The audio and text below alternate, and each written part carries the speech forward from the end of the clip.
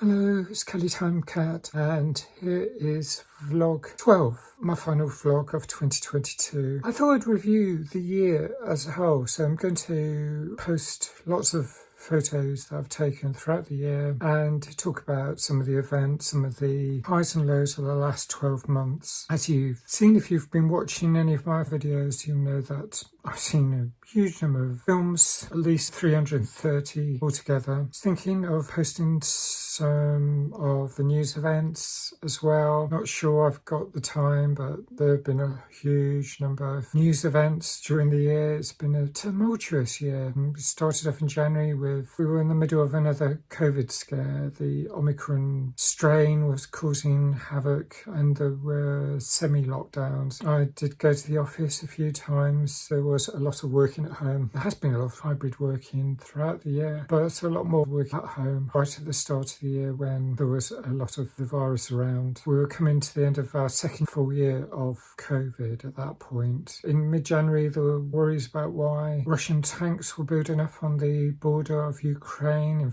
February, we found out, 24th of February, when there was a full-scale attack on the country. Sadly, it's still going on. The first major conflict in Europe for a generation. It's just awful, really terrible. All the news, a huge number of casualties. And there's all the people who have fled, refugees, the people who have been looked after, kind people who have invited them into their homes, and yet there's still conflicts also going on, lots of trouble in other parts of the world as well, in parts of Africa, in parts of Asia, Afghanistan notably. There's a huge difficulty facing women, facing LGBTQ people. There's humanitarian crises in many parts of the world, a huge number of problems. There's been a lot of political turmoil in the UK and other countries as well.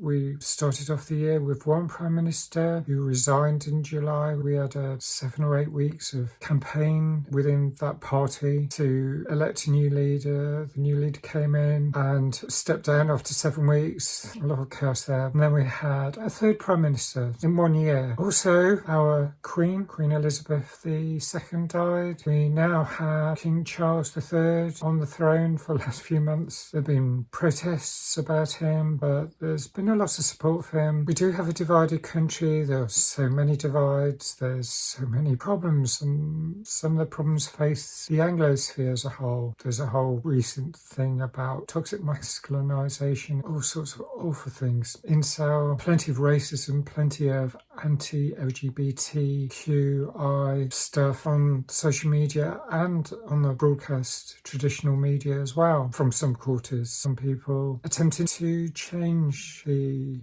narrative and work to make this world a fairer place for everyone. There's signs of hope. There's a lot of awfulness as well.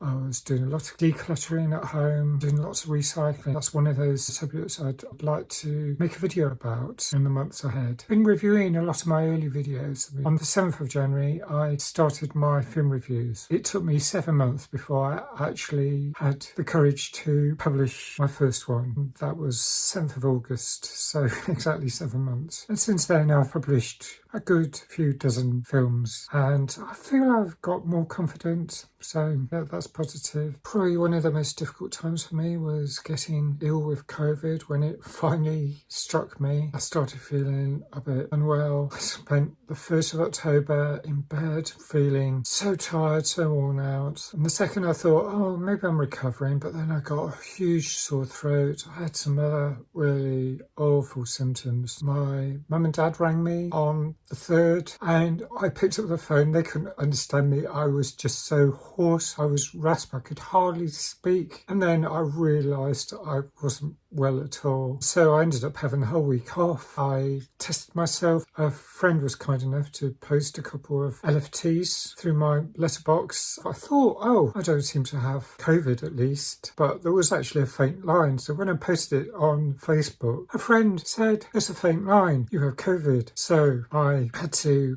isolate, stay away from people, and until I tested negative. Oh gosh, the relief when I saw that there was absolutely no line against the T and I could go back to work. It was a really difficult time, just felt awful. And the symptoms changed over the days. It took quite a while. I was worried. Thankfully, I didn't lose my sense of taste or smell, but I was worried about all those problems, the lack of energy. Right at the start, I was using my treadmill. I use my treadmill all the time when I'm in London. I try and do 2 miles, 3 kilometres every time I use it. I couldn't for a few days, just so difficult and unpleasant. I received a flu jab. I'm glad for that. I know people are going down now with flu, and I wish them all the best. I hope they get over it quickly. It's not fun getting ill. I was told when I was mentioning about having COVID that there's a higher risk for the first year of having a cardiac arrest. It is worth being aware of your health overall. There's a risk of having a heart attack. If you get symptoms of cardiac arrest, ring 999 in the UK,